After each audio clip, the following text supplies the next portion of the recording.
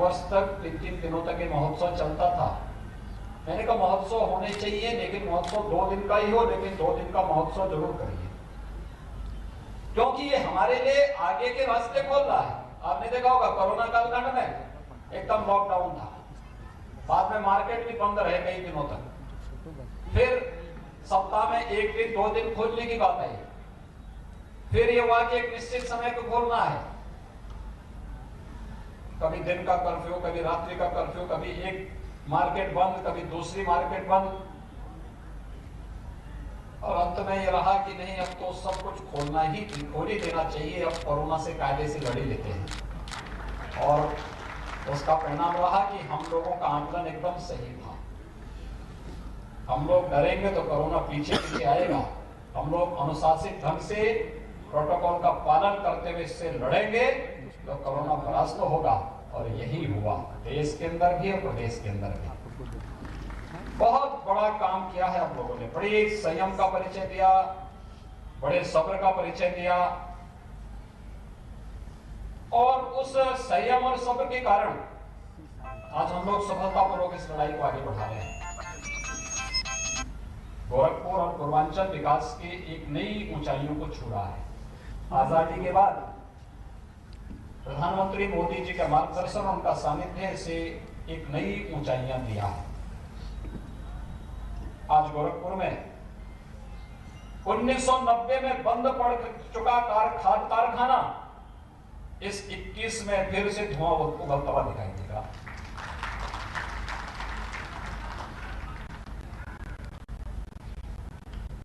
कभी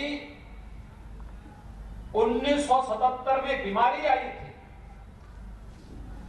और वो बीमारी यहां के मासूम बच्चों को निकल जाती थी। हर वर्ष 1200-1500 बच्चों की मौत एक छत के नीचे हो जाती थी, कोई सुनने वाला नहीं था।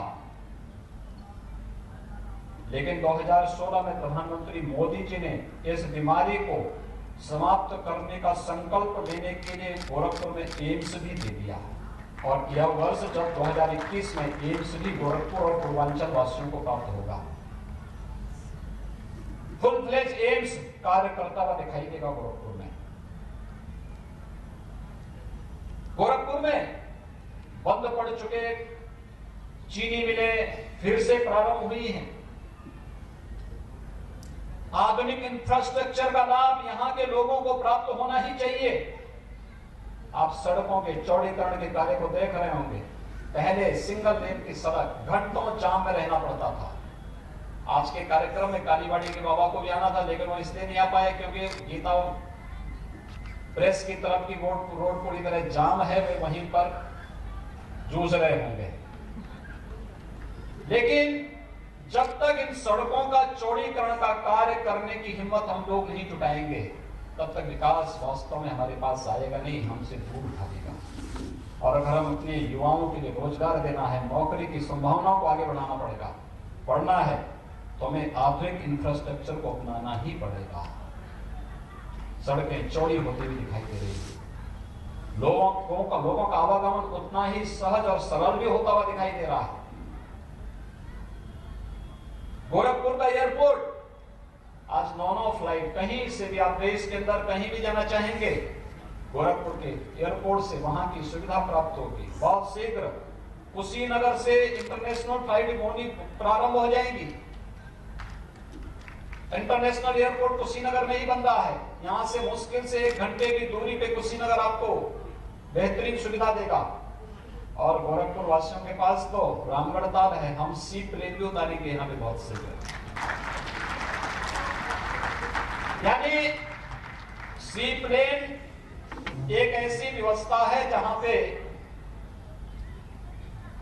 वह सामान्य एयरपोर्ट पर, एयर स्ट्रिप पर भी वो प्लेन उतर सकता है और पानी में भी उतर सकता है।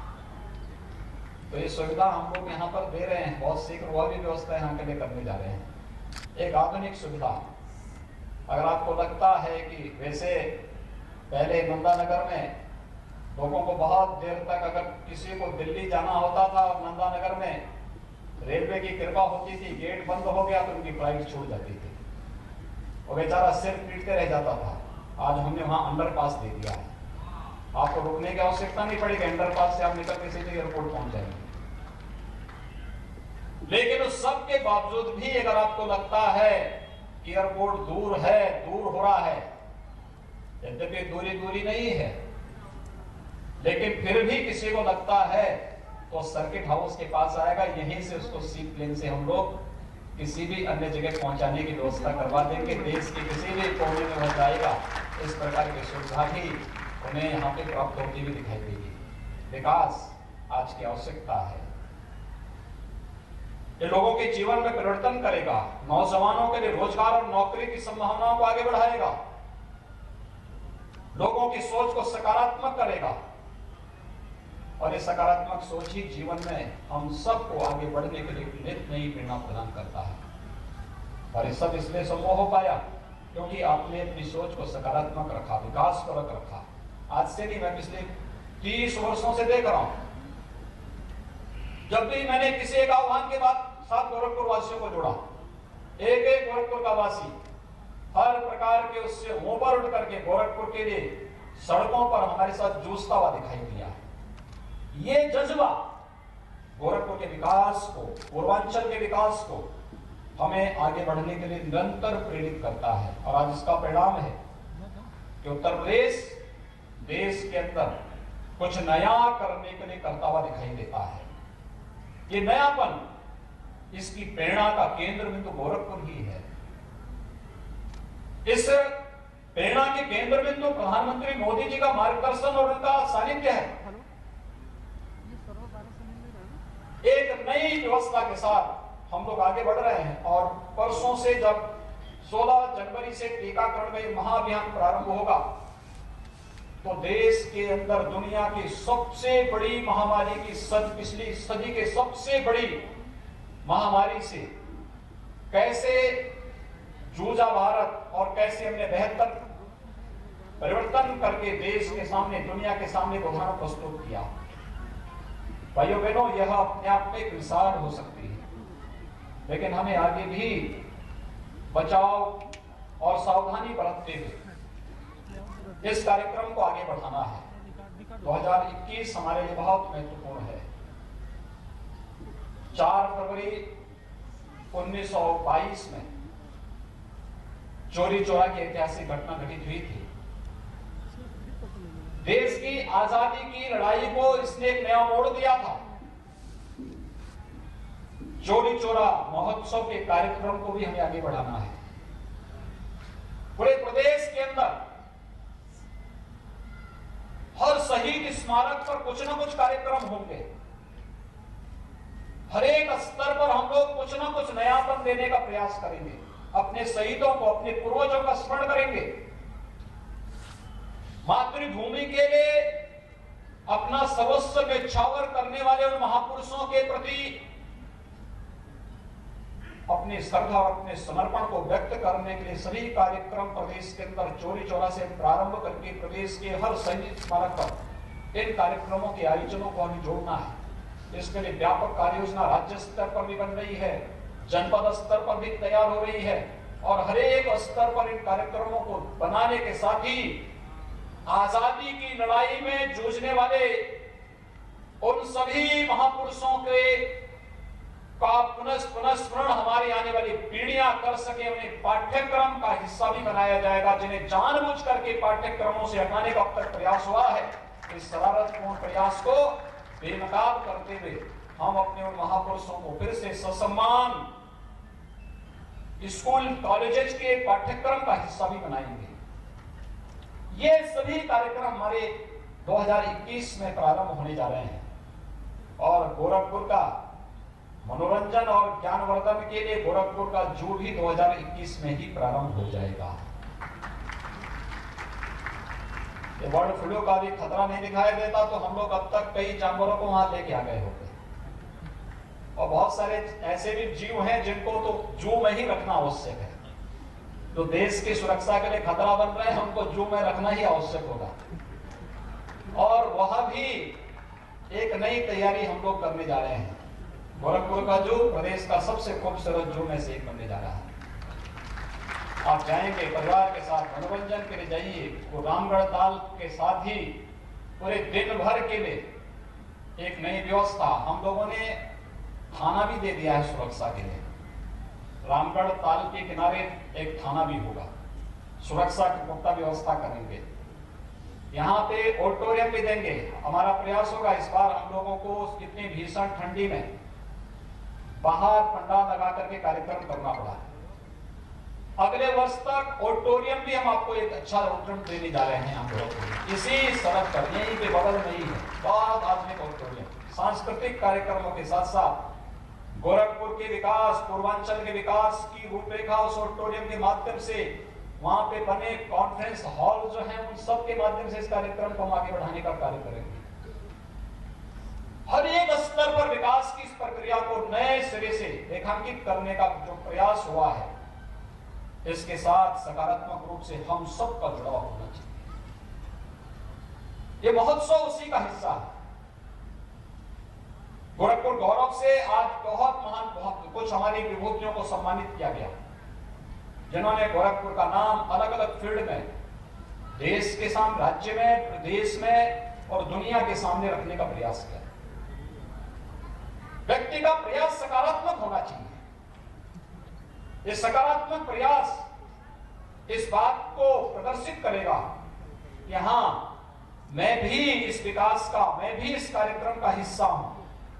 और ये सकारात्मक प्रयास ही निरंतर हमें एक नित नई प्रेरणा प्रदान करता है। और ये जो कार्यक्रम आगे बढ़े हैं, इन महानुभावों का सम्मान उसी का ही हिस्सा है। देश अलग अलग फील्ड में बहुत नाम थे, कुछ लोगों को इस बार सम्मान किया गया, कुछ लोगों को अगली बार सम्मान होगा। मैंने इस बारे में प्रशासन से कहा है, एक सूची तैयार करिए और गोरखपुर गौरव के नाम पे 5-7 10 ऐसे लोगों को हर वर्ष चिन्हित करिए, अलग अलग फील्ड में। किसी ने कृषि के क्षेत्र में, किसी ने स्पोर्ट्स के क्षेत्र में, किसी ने रोजगार के क्षेत्र में, किसी ने यहाँ पे उद्यम स्थापित करने में, किसी ने कला के क्षेत्र में, किसी ने संस्कृति के क्षेत्र में, किसी ने विज्ञान के क्षेत्र में, किसी ने शिक्षा के क्षेत्र में। जीवन के जिस भी फील्ड में जिसमें देश के अंदर लोक मंगल की कामना, जिसके माध्यम से जागृत हो सकती हो, लोक मंगल और लोक कल्याण का मार्ग जहां से प्रशस्त हो सकता हो, ऐसे जिस भी फील्ड में जिसने काम किया है, ऐसी महान विभूतियों को हम लोगों को हमें करना चाहिए। अलग अलग फील्ड में, किसी ने पत्रकारिता के क्षेत्र में किया होगा, किसी ने वकालत के क्षेत्र में काम किया होगा, वह भी तो लोक कल्याण के ही माध्यम है। किसी ने जन सेवा के क्षेत्र में किया होगा, किसी ने और भी अन्य अलग अलग फील्ड है। इन सभी फील्ड में आप चिन्हित करिए। आवश्यक नहीं कि सबको एक ही बार में हम लोग करें, लेकिन अलग अलग बार, और फिर इनकी सूची बनाइए, इनके सुझाव मांगिए। जब आप उनको मंच पे लाते हैं तो उनका परिचय भी दीजिए, केवल नाम ही मत बताइए, ये भी बताइए किस फील्ड की विभूति है, क्या इन्होंने काम किया है। उनका परिचय भी वहां पर दिया जाना चाहिए, जिससे जनता जनार्दन को जानकारी मिल सके और बहुत सारी नई आने वाली पीढ़ी को इससे प्रेरणा भी प्राप्त होकर के वे भी उसके अनुरूप बनने का कार्य कर सकें। यह एक नया प्रयास प्रारंभ हुआ है और मुझे बहुत प्रसन्नता है कि इस बार प्रशासन ने अपने स्तर पर यहाँ पर कुछ सूची तैयार की। अन्य लोगों को एक क्रम का हिस्सा बनना चाहिए। हम लोग 24 जनवरी को उत्तर प्रदेश की स्थापना दिवस का कार्यक्रम भी मना रहे हैं। 1950 में उत्तर प्रदेश की स्थापना के कार्यक्रम को जब आगे बढ़ाया गया था, नोटिफिकेशन जारी हुआ था, उसके बाद से लेकर के उत्तर प्रदेश स्थापना दिवस का कार्यक्रम कभी नहीं मनाया गया। 2017 में जब हमारी सरकार आई तो पहली बार एक आयोजन 2018 में आयोजित हो पाया और 2018 का पहला कार्यक्रम हम लोगों ने उस अवसर पर पहला जो एक अभिनव योजना प्रारंभ की थी वह की थी एक जनपद एक उत्पाद की, 1 डिस्ट्रिक्ट 1 प्रोडक्ट की। आज आप देख रहे होंगे देश के अंदर सबसे लोकप्रिय योजना है ये 1 डिस्ट्रिक्ट 1 प्रोडक्ट की योजना। यूनियन बजट में उसके लिए आदरणीय प्रधानमंत्री जी ने यूनियन बजट को भी उसका पार्ट बनाया, यूनियन बजट में भी उसके लिए व्यवस्था की है। और आत्मनिर्भर भारत का आधार भी कोई बन रहा है तो वह एक जनपद एक उत्पाद की, यानी वोकल फॉर लोकल। ये इसी उसका आधार ही वही है। ये हमें किस रूप में आत्मनिर्भर बनना है, इसके एक प्रदर्शन है। और उसकी एक छोटी सी बात जो मैं आपको बताना चाहता हूं। दीपावली के एक दिन पहले मैं लखनऊ में था। लखनऊ में सूक्ष्म लघु मध्यम उद्यम विभाग ने एक प्रदर्शनी लगाई थी, वन डिस्ट्रिक्ट वन प्रोडक्ट की, जिसमें गोरखपुर का टेराकोटा भी था। और गोरखपुर के इस टेराकोटा के जो वहां पे हस्तशिल्पी गए हुए थे, तो मैंने इच्छा व्यक्त की, मुझे वहां से अयोध्या जाना था, तो मैंने लखनऊ से मैंने कहा भी दो हस्तशिल्पी आए हुए हैं, इन लोगों के एक बात बताया, मुख्यमंत्री आवास में मैंने उनको आमंत्रित किया। तो औरंगाबाद का ही वो कलाकार हस्तशिल्पी था। तो मैंने उसको कहा, मैंने तो हिचकते हुए पूछा, मैंने कहा कोरोना काल है, पता नहीं बिक्री हुई कि नहीं हुई, मैं पूछूंगा बेचारे को, कहीं ऐसी ना हो कि नाराजगी हो जाए। तो मैंने उससे पूछा, मैंने कहा क्या कुछ बिक्री भी हुई है प्रदर्शनी में आपकी? उसने कहा साहब इसी के लिए तो मैं धन्यवाद देने के लिए आया हूं। उसने मुझे बताया, उसने कहा कि 3 दिन में मेरी 8 लाख रुपए की बिक्री हुई है, यानी टेराकोटा का सामान 8 लाख का बिका है उसका प्रदर्शनी। आप सोचिए, गोरखपुर के एक छोटे से गांव, जो लोग गुलरिया बाजार में गए होंगे, गुलरिया बाजार के पश्चिम की तरफ वो गांव पड़ता है, जो कि गोरखपुर संसदीय क्षेत्र का मैं सांसद था। उस गांव में मैं जाता रहता, तो उधर से होते हुए निकलता था, तो मैं देखता था। अब आप सोचिए कि एक गांव से निकला हुआ हस्तशिल्पी, और ऐसे दर्जनों हस्तशिल्पी हैं गोरखपुर में टेराकोटा के क्षेत्र में जिन्होंने काम किया। आपने देखा होगा इस बार दीपावली के अवसर पर, इस बार की दीपावली बहुत विशिष्ट थी। कोरोना था, लेकिन तब भी लोगों ने खूब उत्सव और उमंग के साथ दीपावली मनाई थी। और ये अलग नयापन क्यों आ रहा था? क्योंकि कई दशकों के बाद दीपावली में दीपक भी और लक्ष्मी गणेश जी की प्रतिमा भी चीन से नहीं आया था, भारत के ही कारीगरों ने जो बनाया था, उसने इस दीपावली के उत्सव को बहुत उमंग और उत्साह से भर दिया था। ये उमंग और उत्साह के साथ प्रधानमंत्री जी का वोकल फॉर लोकल के इस संकल्प के साथ हम सबको जोड़ता है। आत्मनिर्भर भारत की परिकल्पना को साकार करता हुआ यह दृश्य एक जनपद एक उत्पाद के माध्यम से हम लोग आगे बढ़ाने का कार्य कर रहे हैं। बहुत कुछ है यहाँ पे, रेडीमेड गारमेंट्स का हब बनने की क्षमता है। प्रयास तो करें, एक एक को आगे आना पड़ेगा। हम लोग तो यहाँ पे 2008-9 में एक टेक्सटाइल पार्क स्वीकृत करवा दिए थे, आगे योजना बन नहीं पाई। विकास के मार्ग में बाधक नहीं, बल्कि हमें उसमें सहभागी बनना चाहिए, और सहभागी बनकर के उस कार्यक्रम को सफलता की नई ऊंचाइयों तक पहुंचाना चाहिए।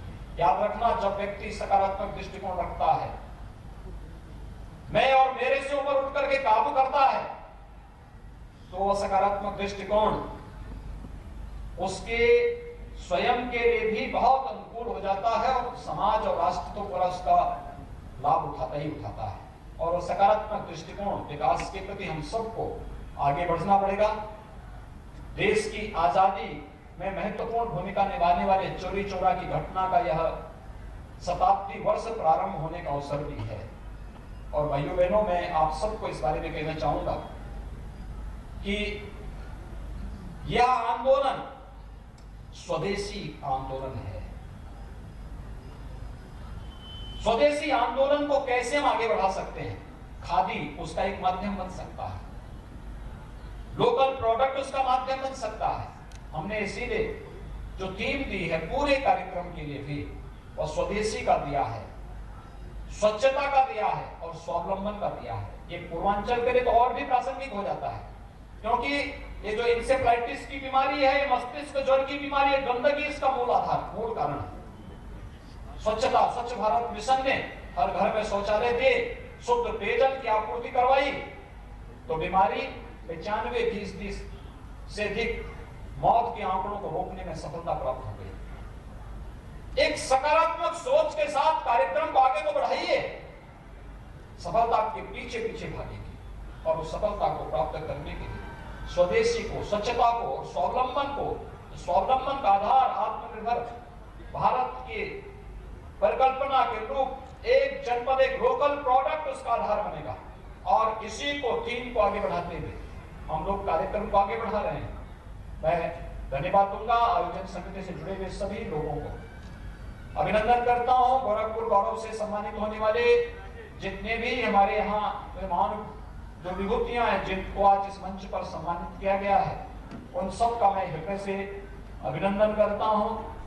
आयोजन में सहभागी बनने वाले जितने भी कलाकार थे, जितने भी कर्मी थे, संस्कृति कर्मी थे, या अलग अलग विधा से जुड़े हुए जो महानुभाव थे, उन सब का भी मैं हृदय से धन्यवाद देना चाहता हूं, उन सब का अभिनंदन करना चाहता हूं।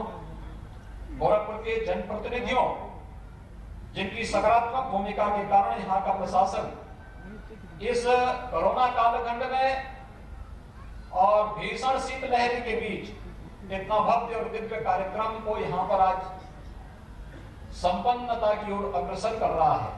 क्योंकि कार्यक्रम जल्दी संपन्न हो, कल बाबा गोरखनाथ को खिचड़ी भी चढ़ाने के लिए सभी लोग जाएंगे, और इसीलिए हम लोग भी इसकी तैयारी में मैं स्वयं भी आया हूँ कि व्यवस्था देख सकूं, कार्यक्रम को आगे बढ़ा सकूं। आप सबको मैं फिर से मकर संक्रांति की हृदय से बधाई देता हूं, अपनी शुभकामनाएं देता हूं। कल हम लोग मकर संक्रांति पर्व पर एक डाक टिकट भी जारी करने जा रहे हैं।